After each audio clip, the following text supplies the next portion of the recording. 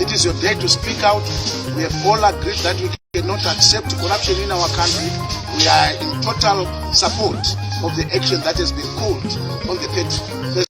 I am here with my brother Ngarivhume. On the 31st of July 2020, it is your day. It is your day to speak out. We have all agreed that we cannot accept corruption in our country. We are in total support of the action that has been called on the 31st of July 2020. As ZANU-PF, we speak with a bold no.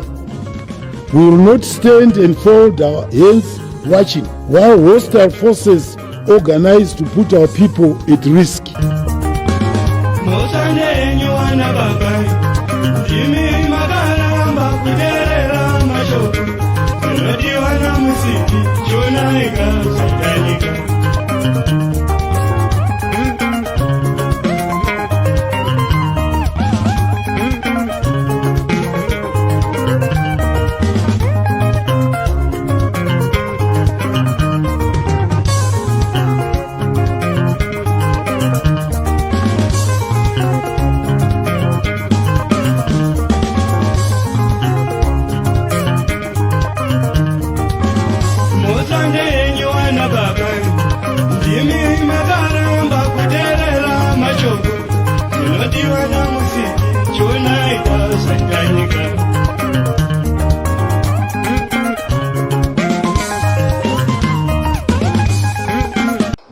I am here with my brother Ngarivhume. On the 31st of July 2020, it is your day. It is your day to speak out. We have all agreed that we cannot accept corruption in our country. We are in total support of the action that has been called on the 31st of July 2020. As ZANU-PF, we speak with a bold no. We will not stand and fold our hands watching while hostile forces organize to put our people at risk.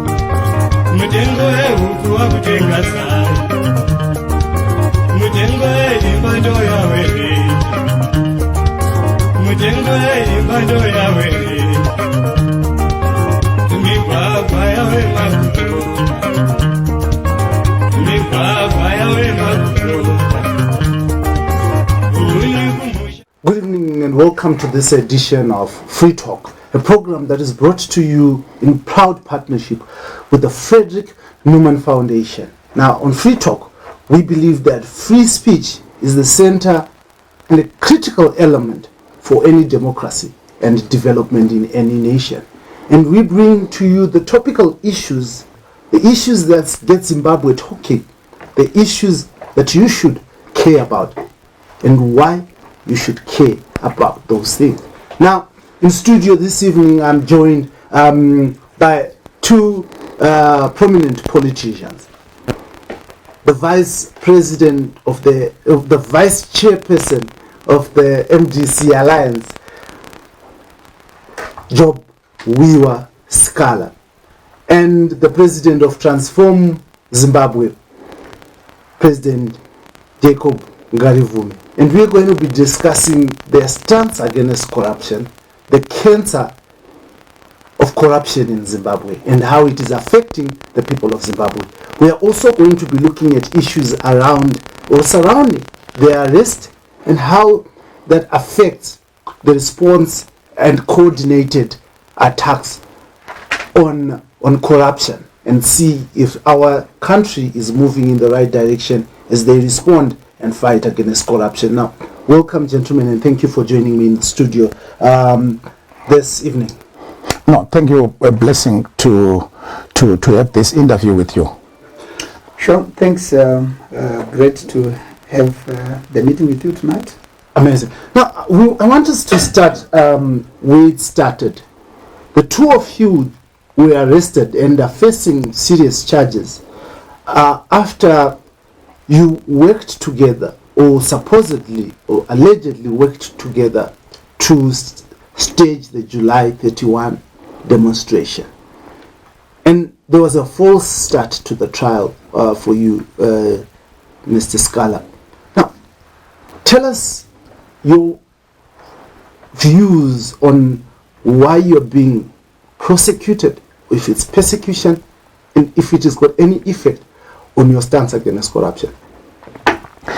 No, I think I cannot go into detail, as you understand that at law there is a principle called sub judice. If a matter is before the courts, we must not be able to debate the details of it.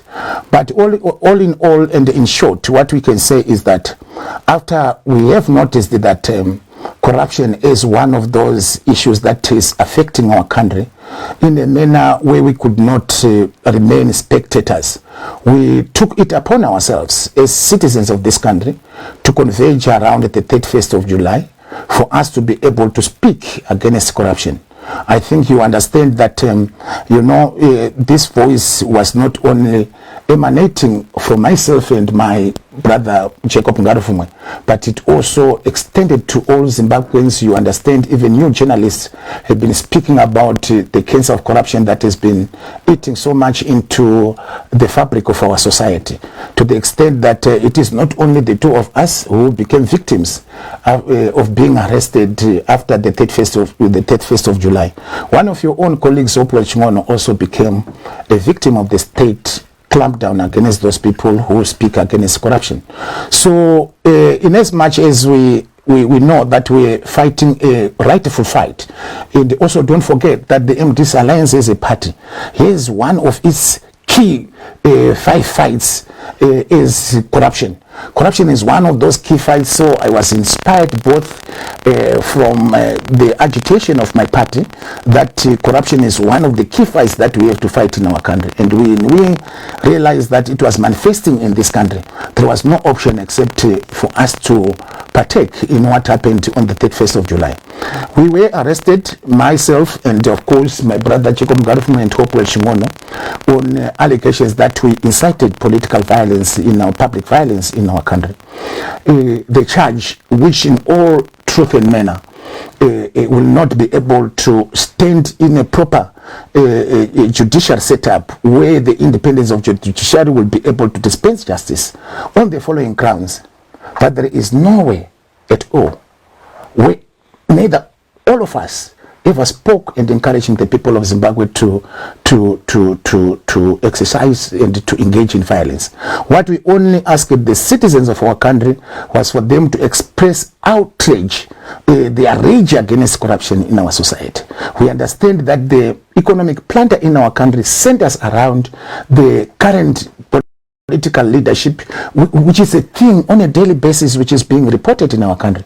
We don't know how the COVID funds have been utilized in our country. We know that even it led to a former minister losing his own job. We don't know how gold is being sold in our country, and we understand that a lot of corruption and a lot of trying to smuggle gold out of the country is taking place in our country. There are people who have been caught at the airport with 6 kgs of gold. It's all centers around the issue of corruption. There have been lots of reports in our country over the issue of command agriculture on how unaccountability was exercised during the use of that money. We also also understand how many tenders in our country are being given to the people, and we know that corruption is the cancer that has really destroyed our society. And as Zimbabweans, we must be able to express rage against corruption, and it is within the confines of our constitutional rights for us to speak out. Also, secondly, like what you also asked on the first start of my trial, is that the state is trying to scrounge for evidence where they will not be able to get it. They talked about trying to get forensic evidence, which in terms of our law of evidence in this country, there is nothing that concerns audio and video evidence that needs forensic auditing. Forensic auditing is only done, against rape victims, when people want to take the samples of the specimen of sperms on the person who is alleged to have been a rapist. It is also involved in taking the handwriting of those people who are involved in fraud and so forth. So what they really say it in court does not make any sense at all for them to make such an undertaking that they are going to obtain forensic evidence. What we understand is that the cyber department of our country must be able to obtain a court order for them to approach Facebook, WhatsApp, and also Twitter, for them to provide with them that these videos are those videos are truly those which Job Scholar spoke. And we will be waiting for them to produce that kind of evidence. At the present moment, they are only working on speculation, and purely the people of Zimbabwe must know that this is outright persecution against our voice against corruption. And also don't forget that on the 31st of July, we were also concerned about the subject of torture and human rights abuses in our country. This is a very important and fundamental aspect that is affecting our country at the present moment. So we wanted the people of Zimbabwe to be alerted to the dangers of the current regime on its use of torture as an instrument of political organization. You know what happened to Tawanda Mcheyiwa. You know recently, just 2 days ago, what has happened to Lekwan Mavunga and the other young men from Bari called Tawanda Mafarekwa. When they went into the police custody, how much they have been tortured. They have been dropped acid all over their face and all over their body. And I went and tried to see them today, but I was refused by the prison services for me to have access to them. But what I have been told by those who got an opportunity to go and see them in prison is that the forehead of Lekwan Mafunga is peeling off. The meat is now peeling off from his forehead on the basis that the acid is now eaten his flesh up to the forehead bone. So it is a really serious issue which we as the citizens of Zimbabwe must be able to fight against. We cannot continuously have primitive methods of political organization taking place in our country. Torture and corruption must be condemned, and we are urging all citizens of our country to join us in the fight against the evils that our country is currently facing. We'll be showing you those images that Honorable Member of Parliament is talking about. But coming to you, Mr. Ngarivhume, what is this arrests of yours following July 31 have an effect on in fighting or in responding to corruption in Zimbabwe? What does that do to you and all other Zimbabweans? Yeah, thank you very much for that question. Let me say, of course, let me start by wishing Zimbabweans happy independence. Yesterday was Independence Day for us as a nation. We value the sacrifices of our founding fathers who took up arms to fight for the liberation of this country. But we equally deplore what you see happening in this country in terms of the breakdown in law and order, the levels of corruption and so on. Before I come then specifically to the issues of the impact all the arrests are having on us, let me say, we are very clear, like what my brother Job has been saying, we are very clear that the state and state institutions are used to commit corruption, number one. Secondly, then they are used to protect those who are committing corruption. And then number three, they are used to persecute those who speak out against corruption. So there you have state institutions playing a key role in the endemic cancer that has killed our nation. What then do we do as a nation and as citizens in response to that? What have we done? You see, all we have simply called for is to say, there is this corruption, let's deal with it. Let me draw your attention. This is not just a hearsay. Our fight is based on fact. My brother has already alluded to some of the specific cases of corruption that were brought about. Let me, for your own information, let me just make reference to the Auditor General's report of June 2019. What that report clearly showed is, for instance, the fact that there's so much carelessness in state institutions in manning the state funds. For example, GMB advanced $1 million to some company who were supposed to to them deliver maize. That maize was never delivered. Nothing was done. ZACC ordered a printing machine in 2016 for the printing of exam material. In 2017, they outsourced for $2.7 million, despite a machine having been bought the previous year. And it's not only that, Zimbabwe could not account for $13 million in their operational funds. Nothing was done. Nothing. Absolutely. And it's not only that. No, you talk of institution after institution, money unaccounted for. And then what has been done? Nothing. But meanwhile, in our neighbor Malawi here, President Chikwera has, after reports of COVID abuse of funds, has fired a cabinet minister and 14 people have been arrested. So what we are saying is we need to take action and do something as far as corruption is concerned, which is not done. So our call for the July 31st demonstrations, I came here and had an interview with you, I remember that very well, was clearly based on fact that those who commit corruption are protected and those who expose it become victims. Which then brings me to the question that you are asking, to say what effect and impact does it have? We were clear and we are still clear from the onset that this fight is not going to be easy, because it's based on people who are protecting a territory which they want to cover up for posterity and for their selfish gain and nothing else. So we clearly know that state institutions are biased against us. They are built in such a way that they will persecute us. So we are clear. So the persecution, in fact, is having an opposite effect in terms of what they expect. Because now we are far more determined. We are far more resilient. We are prepared. I've discussed with my colleague here, together with Hopo, our colleague who is not with us. We've said, if this fight is going to take us to prison, so be it.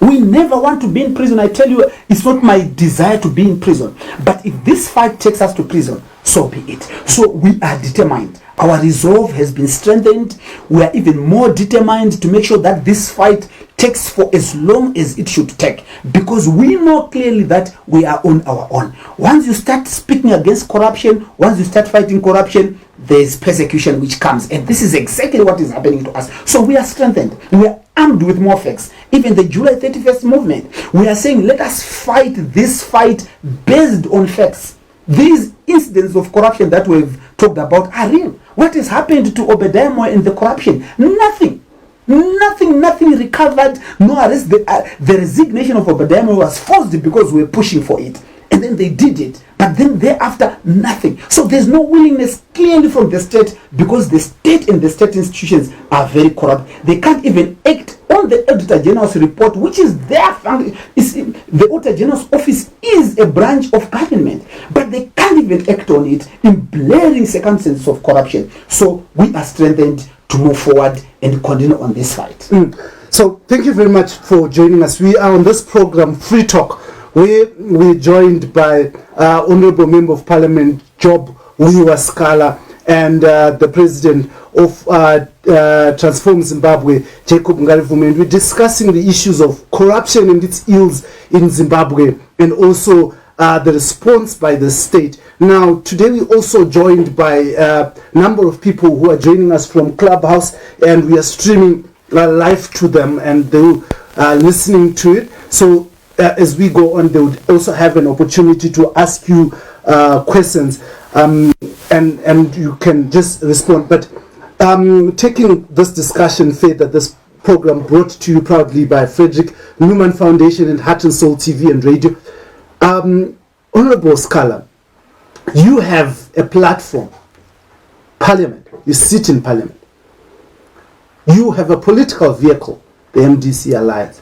Why would you choose to go to the streets, encourage people to go to the streets in the middle of a COVID-19 pandemic, instead of using these other arms that are available to you to respond to corruption? Yeah, the truth of the matter is that what you have to understand is that the platform of the 31st of July movement was a citizen platform. It was inclusive of every citizen in our country. The fight in our country should not be abdicated to individuals and institutions. We wanted a collective effort of every citizen of our country, including those people who are in ZACC, who are not happy about corruption, for them to be given an opportunity for them to speak out against the evil that is affecting all of us. Corruption is not only affecting the people of the MDC Alliance. It is not only affecting me and you, but it is cutting across all citizens of this country. The lack of medication in our hospital, the total collapse of our education system, the failure of government for them to rehabilitate our infrastructure in the country is as a result of corruption. So all these things are caused by corruption. So the moment when you want to personalize it, it will fail to get traction from the citizens of our country. Some accuse you of trying to get political capital, because your party was in government, in the inclusive government. You didn't fight corruption there. Some of your ministers are actually accused. What you have to understand is that myself at a personal level, I was not in the inclusive government.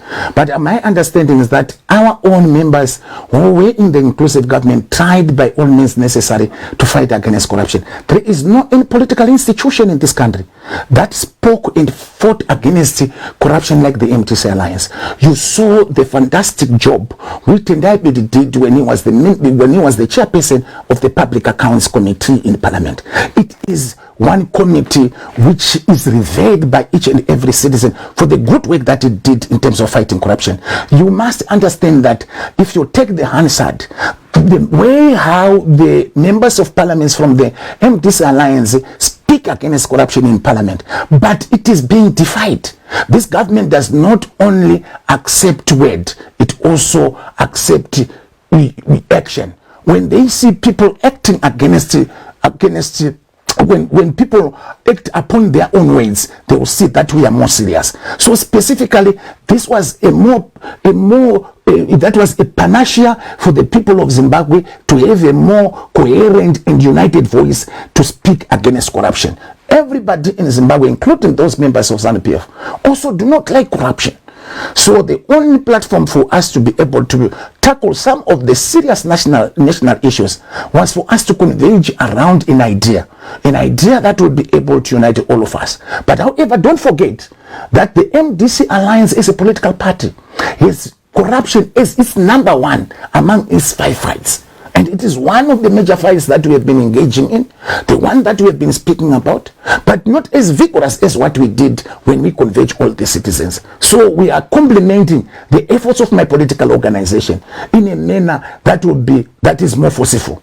And more forceful was for us to say, let's express our rage against corruption through speaking out on the 31st of July. Non-violently, but people just speaking to say we don't want corruption in our country. I'll come back to you.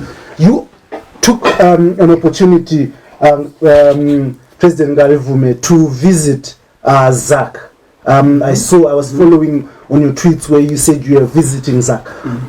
Can you tell us the nature of discussions that you had with the Zimbabwe Anti-Corruption Commission, and if inside you were excited that we were getting somewhere as a country in fighting corruption? Thank you.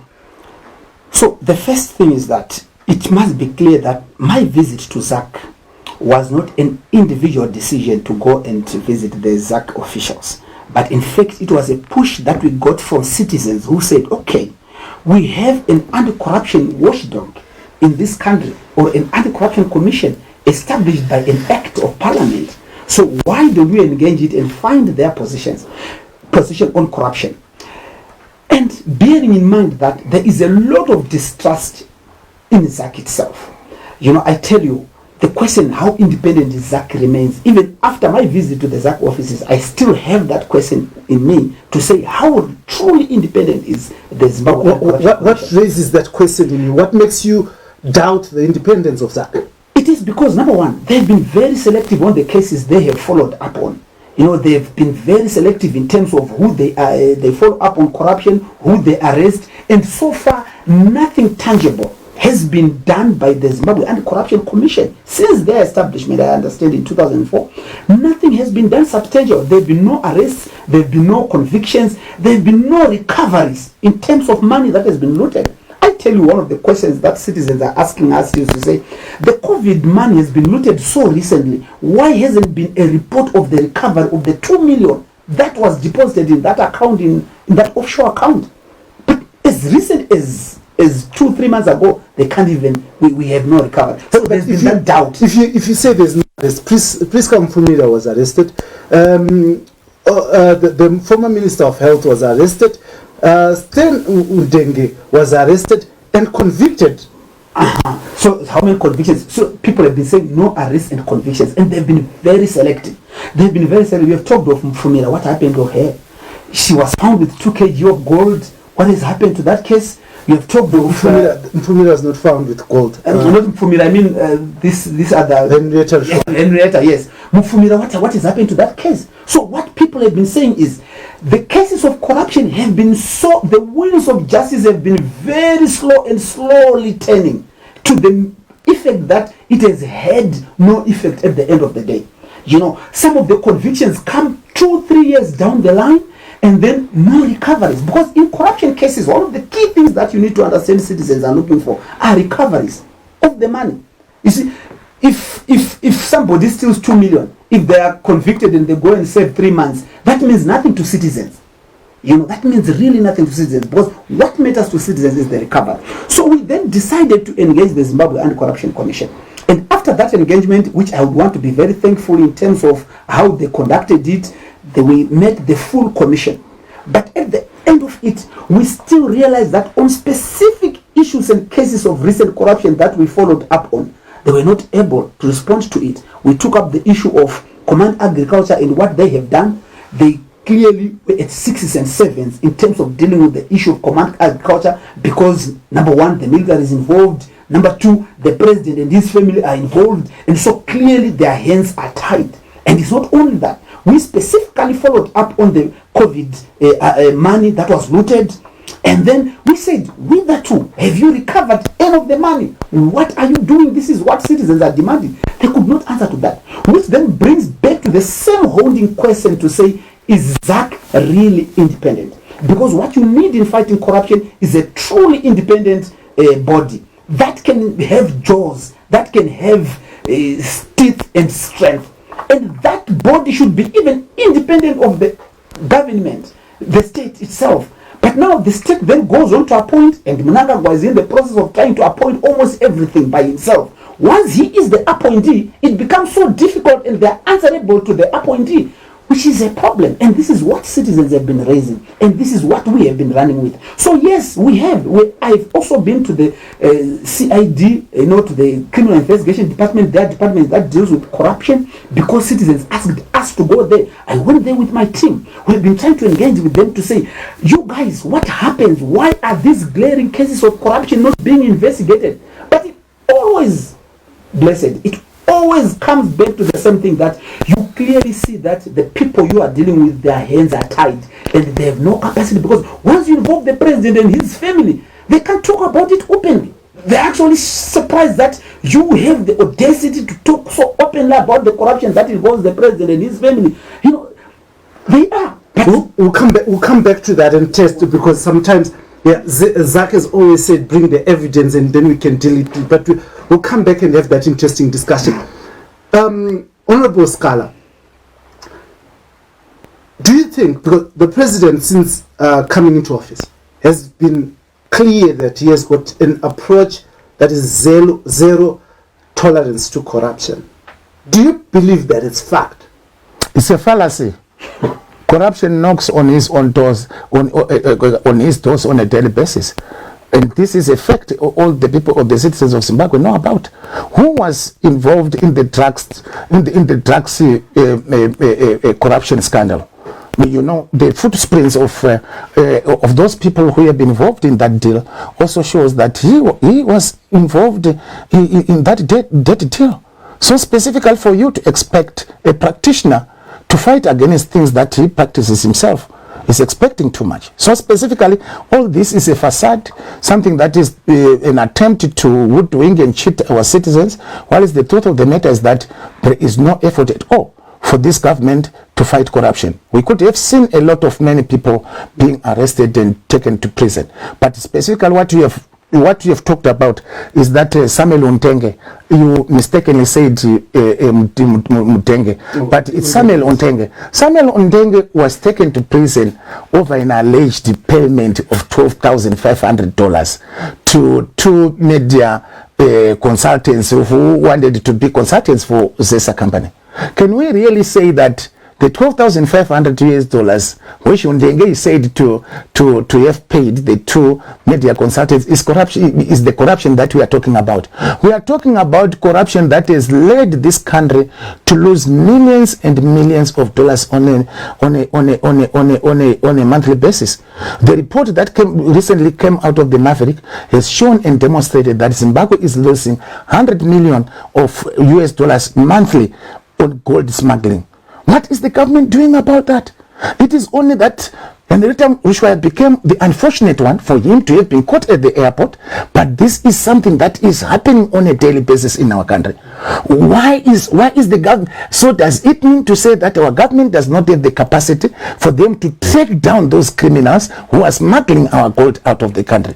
Losing $100 million monthly is not small money. Annually is 1.2 billion. It could do a lot in terms of improving our infrastructure. It could do a lot in terms of improving our health sector. It could do a lot in terms of improving our education sector.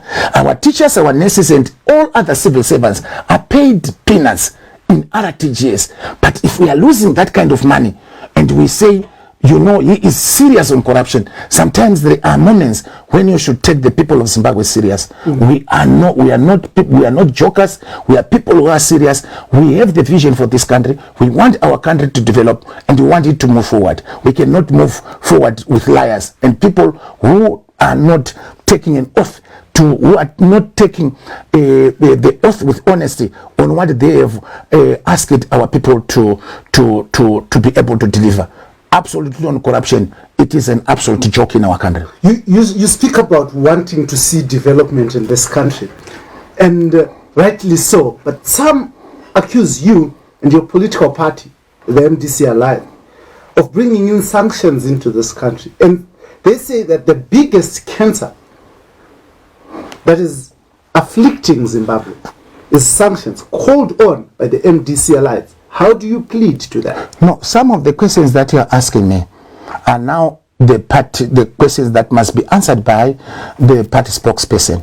Those are not, I don't have jurisdiction for me to answer those questions. But however, I cannot allow ZANU-PF to get away with murder by allowing that question to go unchallenged. The first thing is that ZANU-PF is the one that has invited sanctions in our country. The basic thing that was required by those people who have imposed sanctions upon them is for them to respect human rights in our country. There are many people who have been killed and murdered in our country since 2000. There are many people who have lost their relatives, who have lost their livestock on the basis of their political belief. There are many people up to present day who are being tortured by this government. There are many people who were killed during the 2008 runoff elections, something that is well documented and for everybody to know. What the international community is simply saying, stop human rights abuse, integrate yourself into the world of civilized world. Why do you continue in the 21st century practicing issues that cannot be expected of a modern state? Torture is an international crime, and this regime must know it very clearly. Yesterday there is a torture matter of Legman Mavunga and Tafadzwa Mafareko. So we cannot say MDC is called upon sanctions. It is so pitiful for Emerson Mnangagwa purporting to be the president of this country, to say that Nelson Chamisa and Tendabit called for sanctions in this country. I challenge him to produce evidence to that effect. He takes a visit, an innocent visit, which was done for the common good of our democracy and the people of Zimbabwe, to mean that there was a calling for sanctions, where no word was said about sanctions in our country. Mnangagwa must know and understand that as long as he engages and embarks on human rights abuses, 1st of August 2018, people were shot point blank in the streets of Harare, on the glare of the world. What would a modern state and a developed democracy say about that? How many people were killed during the period of the 14th of January to 19th of January 2009 demonstration called by the ZACC and even Mawarire? I have represented thousands of them in Shtungwiza. People who were butchered via torture, and there are many people whom I know were raped during that period. People who incurred permanent injuries during that period. There are many people who have been killed in January 2019. And you call upon when the world say we cannot accept this abnormality, and we are going to slap you with punishment on the basis of your behavior, and then you say that the opposition is calling for sanctions. That's absolute hogwash. That's rubbish. That's nonsense. And Mnangagwa must be able to revise his politics for him to be acceptable in the world of today. I had stopped you on your tracks to say we will come there and discuss, but before we go back, let's talk about the sanction issue. To what extent, or if you put on the scale, to what extent is sanctions and corruption are weighing down the development of Zimbabwe? You know, our problem, like I've said, like many citizens feel in this country, the real problem we have in this country is the issue of corruption, number one. And then number two, we have the issue of human rights violations and abuses, which this government is responsible for. So what is attracting all the personal sanctions on individuals, be they on companies aligned to ZANU-PF, be they anything? It must be understood that these are coming into effect because of the misrule, violation of human rights and so on. So, which is a thing that ZANU-PF needs to deal with. The problem with the ZANU-PF government is that, they feel they can do what they want with the citizens of this country. Now they are debating the patriotic bill in parliament, where they are seeking to punish people who speak to supposedly foreign envoys. Instead of them dealing with the problem itself, to say, okay, the issue of human rights violations, what do we do with it? Let's do ABCD. They don't want to do that. They instead want to follow up and punish citizens, which is a complete infringement on the constitutional rights to freedom of expression, to free expression, and association in this country. You see, so the problem we have with the ZANU-PF is that they actually choose to have their cake and eat it. They want to, I remember Mnangagwa when he was campaigning in the first, soon after the coup, his campaign message was, don't worry about the sanctions. We can develop and raise this economy with or without sanctions. It's a clear message which is on record. He was saying that we can fix this economy, no need to worry about sanctions, against blah blah blah, their rhetoric, useless rhetoric. And then now at the end, when they can't fix things like they have promised, they go back and say it's because of sanctions, which clearly they were saying they will have no effect in terms of their development in this country. So who will believe them? So as far as the question of sanctions is concerned, it's very important. Let's go back to the basics. Let's fix the ABCs. What is happening in this country is not unique to Zimbabwe. Any country that abuses human rights goes through the same challenges with the international community. This is not only in Zimbabwe. But you see that you don't then go back to the people you are abusing. I've got colleagues and friends who died in 2008. People that we worked with in constituencies and in this country. Some got their tongues pulled out. Our colleagues and compatriots, Vanatondera Indira, we remember how pathetic and how dreadfully they died. We know what happened to Beta Shokuram. We know exactly what happened to Dabanian. It's appalling. But instead of them addressing that, They go back and say it's the opposition which is inviting these sanctions. When it happens all over the international community, when a nation abuses human rights like what the ZANU-PF regime is doing, you face punishment from the international community. They complain, they do everything. So the roadmap is very clear. They should choose to do the right thing. Exactly. Not to then go back to the people they are victimizing and say it's you who must call off these sanctions, as if it is the people of Zimbabwe who are inviting sanctions upon them. No? Let's look at the evidence. ZACC has always said, if you have allegations of corruption that is going on, bring the evidence. You spoke about the first family being corrupt. You spoke about the military being involved in corruption. Did you, at any time of that meeting, provide them with evidence to say, here is evidence? Sure. That's a very good one. When we went to the Zimbabwe Anti-Corruption Commission, one of the things that we had at our disposal was the glaring evidence in the Auditor General's report of June 2019. That report, which I have said, clearly talks about the corruption in command agriculture to the tune of $3 billion. It's there in the Auditor General's report. This is the report. I mean, we said, fine. You at the time you're saying we need the evidence. Look at the Auditor General's report. You know, the Zimbabwe Electric, the ZACC, you know, they advanced $4.2 million US to purchase transformers, which were never delivered. What happened of that? Doesn't it warrant an investigation from the Zimbabwe Anti-Corruption Commission? In all the examples, not even from our talking or from what citizens are saying. We are talking of a report that is official. What have you done? We asked them that specific question. And then they said to us, you know what, Mr. Ngarivhume, we are waiting for other departments and organizations to do their processes before we step in. Or no one specifically has come to us with this report. When I had earlier, before I went to the Zimbabwe Anti-Corruption Commission, I had spoken to Honorable Tendai Biti, who chairs the Parliamentary Committee on Finance On public accounts. accounts. So I had spoken to him, and he said, no, we have done all the procedures that are necessary for us to take these matters up. And so it was really completely up to ZACC now to take it up. But because Command Agriculture is run by the military, their hands probably are tied. So the point is the evidence is there. This report that I'm talking about talks about $21 million which is missing from the fiscals. What has been done about 21 million that misses? Nothing. So in other words, the evidence is glaring and is available. You know, you talking of the drugs scandal. You know, the people who were named in the drug scandal, the children of the president were mentioned, and so on. Pictures were flight all over the place. But it is that evidence which, if you take it to them, they tell you, this is not proven.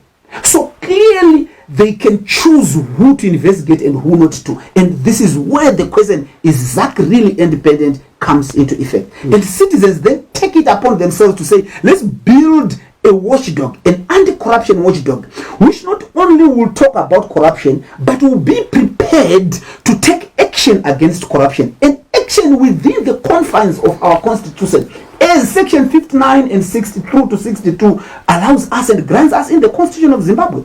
So we are saying, no, let's take action with some of what is happening. And you remember how much attention we managed to bring to the nation, to the region, and to the international community by just calling for the July 31 demonstrations. And our determination to get into the streets to bring awareness to what was happening. So this is now why we are talking of an anti-corruption watchdog, which is the July 31st movement, that citizens are saying, let's come together, because we can't completely rely on these institutions, which are clearly blatantly biased against the citizens. So the evidence is there, you can't deny that, because the Auditor General's report is available for them to use it and start investigations. Honorable Sikhala, there's the issue that you are a kettle, calling the pot black, because MDC itself has been engulfed in flames of violence, of corruption. But you want to look at corruption in government, you are not taking yourselves to account, you're not accountable yourselves. The MDC alliance has never covered anybody who commits crime. Anybody who commits crime must be able to be given a fair trial before an independent judiciary. So same applies to all those people who are being accused of corruption. There is no day when the MDC protected or defended people who are accused of corruption. We cannot protect our own whilst we are talking about others who are committing crime. If there is anybody who has committed crime in the MDC alliance, that person must also face the full wrath of the law. We don't accept corruption in MDC alliance. That is the message Advocate Nelson Chamisa, his leadership of Tendai BT, Professor Kochman Ngube, and ourselves have been speaking on a daily basis. And this message has been repeated on all our public meetings, that we will never tolerate corrupt individual within our rank and file. It's better that we remain whilst we are five, whilst we know we are not going to accept ourselves to be corrupt tainted. We are not going to be practitioners of corruption. Anybody who faces corruption and who is accused of corruption must be able to stand up defending himself or herself. We will never, ever, as a political party, defend anyone who is accused of corruption. Amazing. We are on this program, Free Talk, proudly brought to you by the Frederick Newman Foundation in proud partnership with Heart and Soul TV and Radio. And I'm your host, Blessed Hlanga Dara. Now we are discussing the issue of corruption, prosecution, persecution, and how we can take our nation forward. Today we are also joined by amazing people who are on Clubhouse, who are listening into this conversation, and they will be given an opportunity to just ask questions as we go on to either Jacob Ngarivhume, the president of Transform Zimbabwe, or Job Sikhala, honorable member of parliament and the vice chairperson of the MDC Alliance. But we're just going to take a small short break and we'll be right back with you.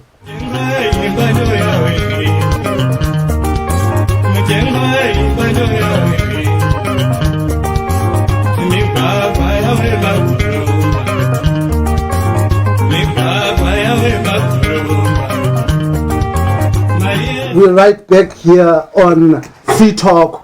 This program brought to you by Heart and Soul TV and Radio in proud partnership with the Frederick Newman Foundation. We believe that free talk is the center of any democracy. Free talk is the center of development in any nation. And we joined in the studio this evening by the Honorable Vice Chairperson of the MDC Alliance, Job Sikhala, and the President of Transform Zimbabwe, Jacob Ngarivhume. Now, we're going to be listening in to a panel from our listeners on Clubhouse who do want to direct any question between the two. I will ask Judith to come through. Thank you very much, Blessed. Okay, my question goes to Honorable Job Sikhala. My question is, we are having Zimbabweans, influx of Zimbabweans who no longer have confidence in the MDC alliance or the opposition, the bigger opposition party, and they're saying that the party is letting the people down. What is his comment on that, and what can we expect from the party so that they gain also confidence again from the majority of its supporters? What are they doing? We have the plan which was presented by Nelson Chamisa, but what exactly do we have which makes people confident regarding the MDCA? I think that's my question. I hope you understood it. Beautiful. Thank you very much, Judith. I think it is not a correct assumption that the people of Zimbabwe are losing confidence in the MDC alliance. Rather, there is a blooming of support and growth of our membership and support throughout the country on the basis that they have noticed that the MDC alliance is a victim of state persecution for a long time, and the state is specifically targeting the MDC alliance for persecution on the basis that it is the most lethal threat to its hold to power. So the truth of the matter is that the MDC alliance is growing from strength to strength on a daily basis. You could have witnessed what is happening here on the ground. Myself, I have the fortunate part of living within the people of Zimbabwe in a ghetto. The people there are only saying the MDC alliance is their hope. and will never ever betray their hope. We'll continue fighting no matter the challenges, the trials and tribulations that we are facing, but we are determined to make sure that we are going to reach the destination. Amazing. I also want us to continue looking at the aspect of corruption and the issues that are afflicting us, so that we get the answers, because I know most of people here on Clubhouse are also in the diaspora, and they are concerned about their investments back home and how this can help them, because they also want to come home and invest, but they're scared over corruption. Now, KB, I see you want to speak. You are flashing your mic. Please go ahead. Shoot. I did have a question for the Honorable Job Sikhala. I'm an admirer of what he has done over the years. I've read a lot about his persecution and his resolve to continue to fight the regime. But I guess my question is, if you notice that ZANU-PF does well in the rural areas, I want to understand what plan or the two things that Job Sikhala can mention that MDC Alliance is doing to win votes out of the rural areas. You will find that places like Marambafungwe, Murewa, Tito, and places like that, what are they doing to make inroads and win those people that MDC Alliance can win? Because as far as this is my opinion, as long as they continue to concentrate in the cities, they will never beat ZANU-PF. So to the Honorable Job Sikhala, what are you doing to win people in the rural areas? Thank you. Okay. So can I just insist that we keep on the center of corruption and these issues, because our program today is to discuss the issue of corruption, how to combat corruption, and what Zimbabwe can do to ensure that we get better movement in terms of developing our country. But since the question has been asked, no, I think I can just answer in brief that we have got a very clear rural strategy for us to be able to make sure that we wrestle rural areas from ZANU-PF. But also, if you will realize at the 2018 elections, rural areas are no longer taken for granted. The people there are more civilized now. They now understand who the author of their own problems and their poverty is. They understand that ZANU-PF for 41 years has never done anything for them, and their hope is only in the MDC Alliance. We have got a very clear rural strategy which we cannot divulge for us to avoid the enemy from countering us. But be reassured, we have got a very powerful and strong strategy for us to make sure that the rural community sing the same song with those in the urban areas. Natasha, I see you're back. Yes, I am. Thank you very much. So my question was really, if we are trying to combat or fight corruption, I think from what my understanding is, one of the ways to do that is to have some sort of transparency around what's being done, or even if it is some group or department that does some sort of fact finding. So as MDC Alliance, have you considered starting up a group or having an organization or co-working with an organization that just does some fact-finding and some transparency documentation around some of the things that the prevailing government claims that they have done? Amazing. No, thank you very much. I think, Natasha, clearly you have realized the good work which Honorable Chendaibit was doing as the chairperson of the Public Accounts Committee. And that committee had an opportunity for him to have access to any document involving corruption that he would want, because it is constituted in terms of our national constitution and also in terms of our own statutes. So basically, in terms of us having there are many anti-corruption organizations in our country. We are using them as feeds for them to inform us about the corrupt practices in our country. And also, don't underestimate what my brother Jacob Ngarivhume said during the presentation, that there are also documents that are official coming from government, such as the Auditor General's report, which is very critical in as much as auditing how public funds are used in our country. It's one of the major sources of us to realize where corruption took place and where it did not take place. So the majority of corruption is unraveled by the government documents by themselves. There wouldn't be need of any evidence. I heard my brother Blessed here trying to squeeze my friend Jacob Ngarivhume on the evidence that we have.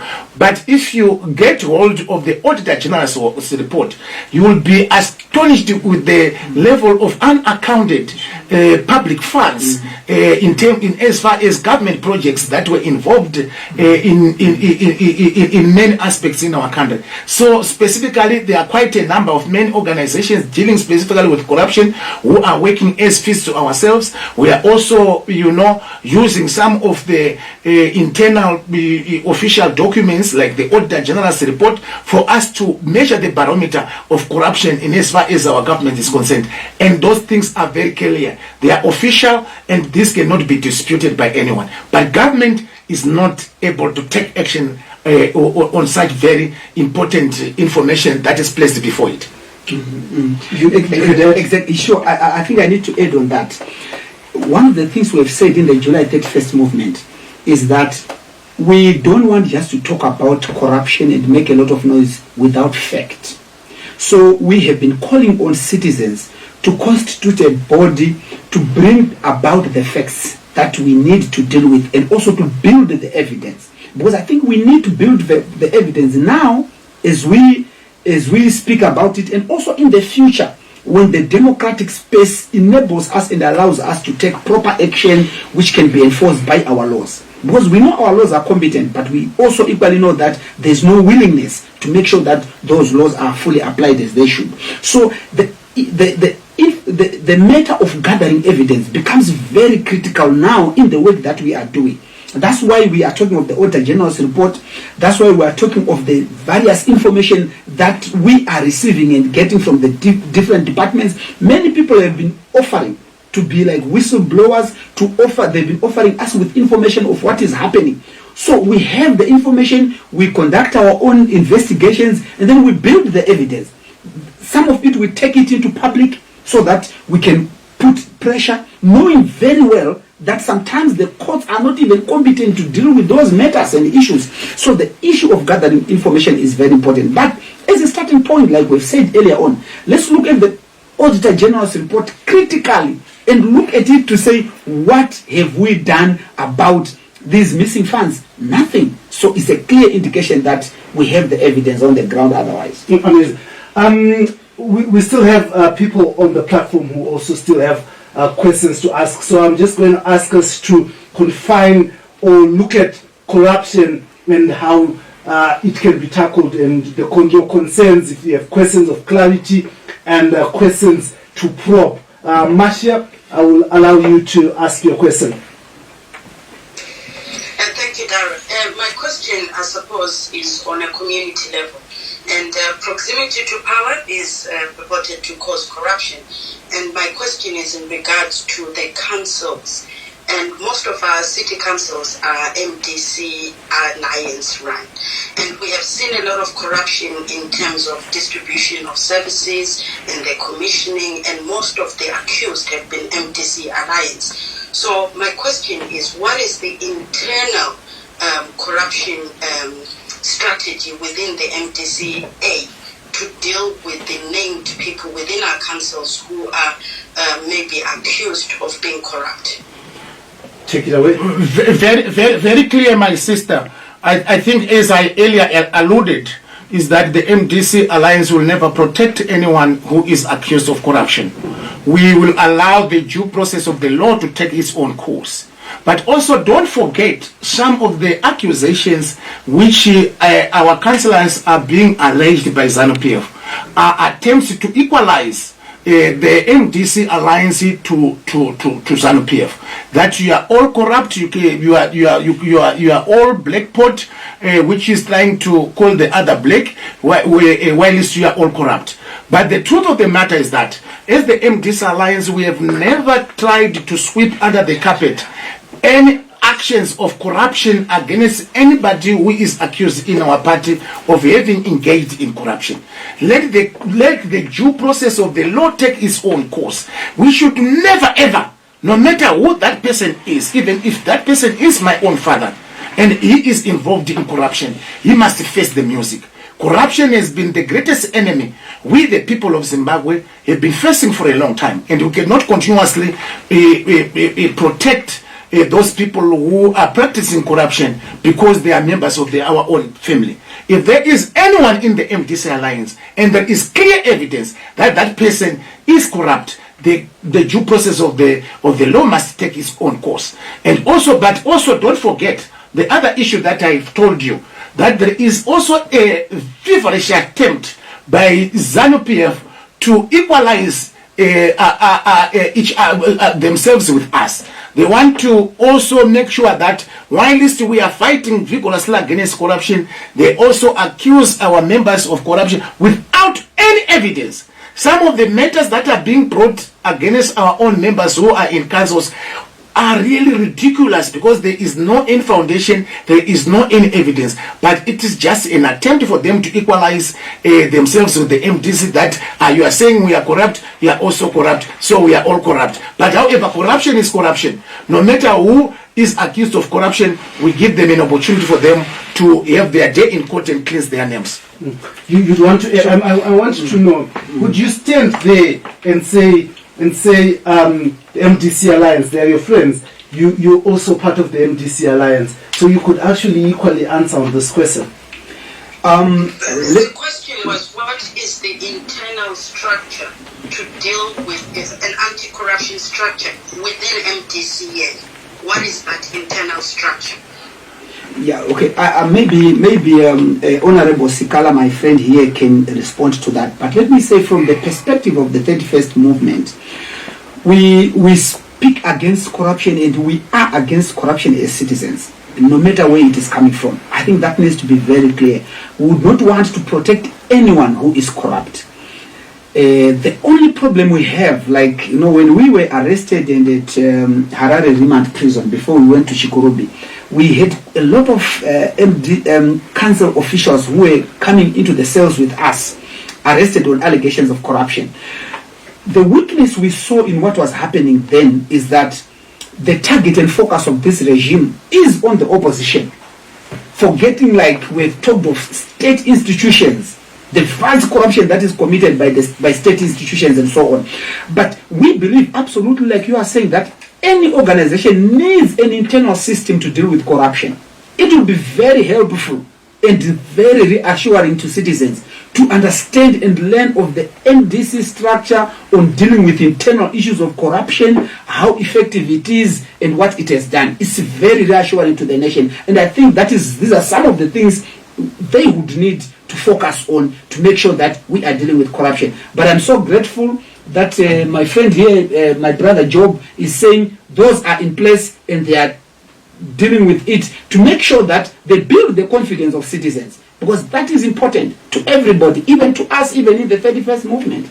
No, I think, Blessed, for this question is very clear on what internal mechanism we have as an organization for us to deal with issues of corruption. I think my sister, if you will remember, we have got what is called the accountability unit, which is being chaired by one of the most implacable and reputable legal minds in our country, Advocate Thabani Mpofu. We have got the accountability unit whose purpose is specifically to deal with issues of corruption at a local level. The duty of his department is for him to make investigations to see whether our deployees as an organization have been included in corruption one way or the other. And so far he has been doing his work very fantastic and has been giving feedback to the leadership of the party at every given turn. So specifically, like what we have said, Advocate Thabani Mpofu is a person of high reputation in our country. He would not want to soil himself by doing some short job. He has been doing a very good job in heading the accountability unity, and that accountability unity is on the back of our deployees and public officials coming from our organization to make sure that they don't cross was the red line. Corruption in our organization is a red line. Anybody involved in corruption in our party does not have any space to breathe in such an organization that does not tolerate corruption. Michael, I know you are passionate about this subject here, so I brought you up to be able to ask you a question. I will ask you, Michael, to come through, then I'll go to Nkomade Wamavunga.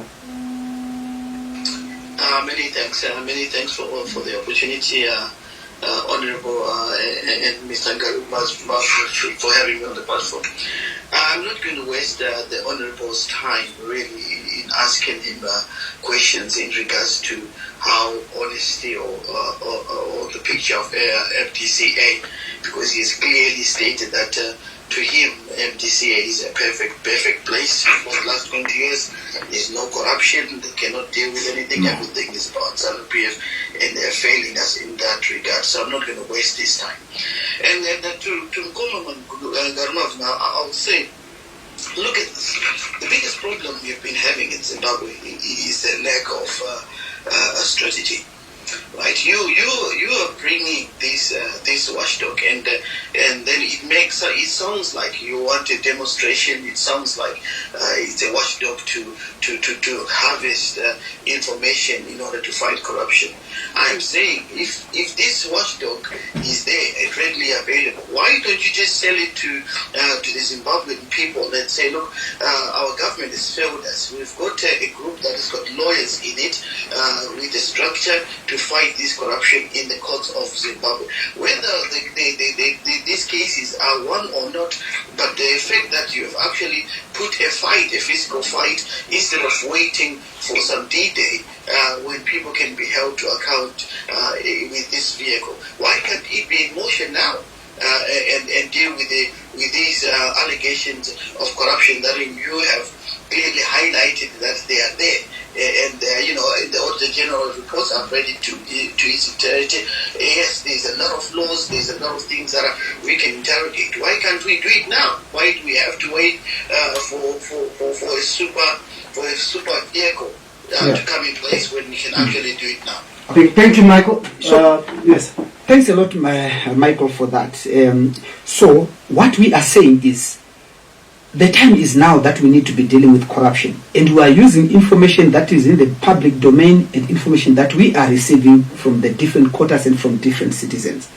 We have, yes, a team of lawyers, accountants, and so on. I mean, I was sitting down with a team of accountants, looking into the Auditor General's report, the one that I've been referring to. We've specifically looked into the details, the money that is missing, and what has been done. And what we have agreed to do as a team and as an organization that is still, of course, at its infancy and building. We've said, let's go to ZACC, let's go to all these places, let's go for demonstrations to make sure that the strategy is not one-pronged, but is multi-pronged. We are approaching this whole issue from different fronts, and we have been welcoming citizens to give their ideas and input, and I'm so glad of the idea that you are giving, my brother. That is excellent. This is what we are saying, and we also are very conscious of the fact that we can't wait forever and do nothing about this, and we need to look into the legal remedies that can come out of it. We are trying to do that, but we equally know the constraints that come when you're trying to take things the legal route, and the limitations that you have in the justice system of our country. So we are saying we need, the judicial methods, the extrajudicial methods. We need everything in terms of building a strategy to fight corruption in this country. And it takes two to tango. It's not only going to come from citizens to fight corruption, but also public places, the government, and also you've been talking of council officials. It's important. Everybody must play their part. Even families, for your own information, families, they need to play their part. Who is paying police bribes in roads every day? If we make a commitment as citizens to say none of us should pay those damn police officers bribes, then we are developing and moving forward as a nation. So this whole issue needs our initiative and effort to come together to make sure that we're able to progress as a nation. I saw you wanted to correct something earlier on from what Michael had said. You can go ahead. No, nothing. Yeah. Okay. Dale, I'll come to you. Thank you so much, Dara, and I think first just to salute the work that Honorable Job Sikhala and my brother Jacob Ngarivhume are doing in the anti-corruption movement in Zimbabwe, because it is a huge risk. They are sacrificing, they are being harassed and persecuted for this anti-corruption work. So we need to acknowledge and salute that kind of work, and also the kind of level of evidence and hard facts that they have shared. It is quite impressive. But I wanted to raise an issue around the polarization of the anti-corruption fight, and also link it to the point that Ngarivhume, my brother, has raised about how these state institutions are not independent, because it's a huge problem when you are dealing with state institutions that are not independent or are perceived not to be independent and to be pursuing a political agenda or a selective application of the law, because it then makes it difficult to look at the anti-corruption fight as genuine. So, for example, when you have an anti-corruption unit in the president's office, which may be viewed as being used to target opponents of the president, or if ZACC is viewed as not independent, or even the police force itself is viewed as not independent. I know that recently, I think in the last 2 months, there was a high-profile expose of corruption at the prisons, high level at the correctional services and prisons, but which did not go anywhere, and the people implicated were actually laughing, because they were saying it will not go anywhere because they are in charge, they control. So now, in terms of strategies, in terms of how the anti-corruption movement is panning out, where do you go when you realize that the state institutions are compromised, are captured, are not independent, and will not serve the interests of anti-corruption? You have evidence, you have cases, and yet there is no one to turn to. What are the options, what are the practical options that people can engage in when they are faced with those kinds of barriers from institutions that are supposed to be championing anti-corruption in Zimbabwe? Thank you. Thank you. I'll start with you, President Ngarivhume. Yes. Sure. Where do you go? Yeah. Thank you very much, Dewa, for that very clear understanding of the issues at hand. So where do we go? Earlier on, I have said our strategy in fighting corruption should not be one-way focused, but it should be multi-focused. You see, there are things that we can do as citizens, which our constitution provides for, which can be done peacefully, of course, as provided for in the constitution. So we have said, let's bring the evidence. The reason why as citizens we've engaged with ZACC, we've been to the police and so on, is just to show that these institutions, they need to be doing ABCD. But in the absence of them doing that, as citizens, for instance, we called for the anti-corruption demonstrations set for the 31st of July. It is important because now that does not require anyone, but it requires citizens to come together and say, this is what we have, nothing has been done about it. So we want our strategy should not be completely reliant on these institutions which are perceived to be biased or to be not independent. But it must also be incumbent upon us as citizens to take up certain actions. And this is what we are saying. We are saying, let's make sure that for where we can do even private prosecutions. I've been discussing with legal teams to say, can't we have private prosecutions on these cases of corruption? What options are available? And we've been speaking to citizens and speaking to experts so that we have a strategy that is tight and watertight. Mind you, we don't underestimate the polarization of the institutions. We don't underestimate the willingness the willingness of the regime to make sure that anybody who speaks out against corruption, it goes nowhere. So we fully are aware. That's why we are saying, let's make sure that the strategy is multi-pronged. Let's engage everybody. And ultimately, it is the things that we can do as citizens. Collective action we can do, if it means we are setting up a national convergence platform where everybody is welcome to come on board and speak against corruption. If we all come together and then decide to take collective action, and we as leaders lead from the front, that would be a worthy fight. That will be a worthy fight that day. If it comes, it will be a worthy fight because it will galvanize the whole nation to move forward and deal with this scourge of corruption. Honorable? I think the strategy will be very clear, my brother Dewamavinga. We will continue speaking out. We will continue agitating against corruption. We will never stop talking about it until remedial action is taken. Also, secondly, don't underestimate the convergence for the citizen convergence for change, which was recently announced by President Advocate Nelson Chamisa, where people are going to converge against the fundamental interests of the people and also of Zimbabwe, like this issue and subject of corruption. We will converge around such fundamental subjects and see what action to take. And also don't forget that we are also having the capacity to make sure that this message goes home. If they continued on the defined mode, because what you have to understand is that when you talk about corruption, several of our people here who claim to be very successful and rich have been beneficiaries of corruption. And for you to fight against corruption is like a declaration of war.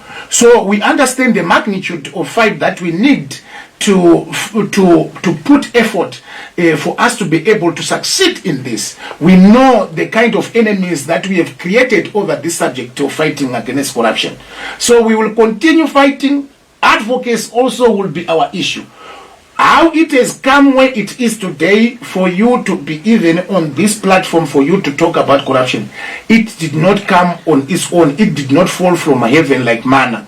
It is because of the efforts which the citizens of our country did, and also what we did on the 1st of July, on the 31st of July 2020, whereby we brought the subject of corruption to the fore to the people of our country. And we must also not underestimate the efforts that have been done by our journalistic fraternity in our country for them to have been exposing corruption for a long time. So we continuously want journalists who will be exposing corruption. We want the Geoffnyarotas of today who would even lead to the institution of a commission inquiry like the Sandra Commission, when a journalist should be able to win an award on fighting corruption. We should not forget also how much Wopwell Chimono played a major role in unpacking corruption in this country. So it is all our collective job as citizens and responsible people of Zimbabwe for us to fight this scourge called corruption. So we call upon every citizen of Zimbabwe to converge around such important and fundamental subjects that have led to the detriment of our country. Our country is not developing on the basis that public funds are being looted by a few elite. And we must all put our heads together. And Blessed also must not also ask a question. I also have a question for him. What are you going to do to also complement the fight against corruption? Amazing. Now we are fast running out of time, and would want us to our panelists here to give us their closing remarks. Remember, this program is brought to you proudly by Frederick Newman Foundation in partnership with Heart and Soul TV and Radio. And I'm your host, Dara Blessed Mhlanga. Now, I'll start with you, President Jacob, and say, in your conclusion, just briefly, what should Zimbabwe look forward to in this fight for against corruption, and what needs to be done for Zimbabwe to get out of this vice? Thank you very much. Let me say it was a great show and a great discussion, great input from our colleagues. I've said this over and over. Zimbabwe is our heritage, and we have no other heritage except Zimbabwe. We have no other nation. We are citizens to no other nation except our beloved Zimbabwe. We love Zimbabwe because that's our only country. What we really need to do as citizens is to come together. Let us converge and agree. For once, the corruption and what it is doing to this country has not impact to any specific group of people. Not just people in the opposition, but to people in the ruling party, people in churches, people who are not political, who are not affiliated to anything. So what we are saying is, let us come together. Let us draw the red line. Let us agree for once to say, this is what we want and this is not what we want. And it is only until when we all come together as citizens to defend what is right and do that which is right, that we can pull Zimbabwe out of the abyss and the albatross that is around our neck. Corruption is an albatross, a serious one for that matter. Our children, what kind of country are we going to leave for our children in the future? I have to cut you short there and get Honorable Sikhala's conclusion. No, thank you very much, Blessed, for this very important conversation. It has been very important for us to engage in exchanging our views on how we are going to move forward on our great fight against corruption. I would like to encourage everyone, every citizen of our country, that this fight belongs to all of us as the citizens of our country. We can only make Zimbabwe great once more again, collectively as the people of Zimbabwe. And we can only be able to have a great Zimbabwe after we have dealt with such vices like corruption that is afflicting our nation. Thank you very much, Blessed, for the good program. Thank you. Thank you very much. Thank you very much, Honorable Sikhala. Now you asked me a question, what will I do in the fight against corruption? I'm basically doing it right now. Oh, yeah, sure. The answer is in front of you. Thank you. We here at Heart and Soul TV and Radio, we believe that citizens' engagement, exchange of ideas, is what will bring development to our country. It is what will bring solutions to our country. And this is why we've partnered with the Frederick Newman Foundation, who believe that political dialogue, economic dialogue, and social justices are a center and epitome of every democracy. And we want to thank you very much, colleagues on Clubhouse and people who are joining us and watching us live on our Facebook page and listening on our web page for Heart and Soul Zim. Thank you very much for joining us this evening. And until next time, I am your host, Dara Blessed Mhlanga, and these were my guests, an amazing panel.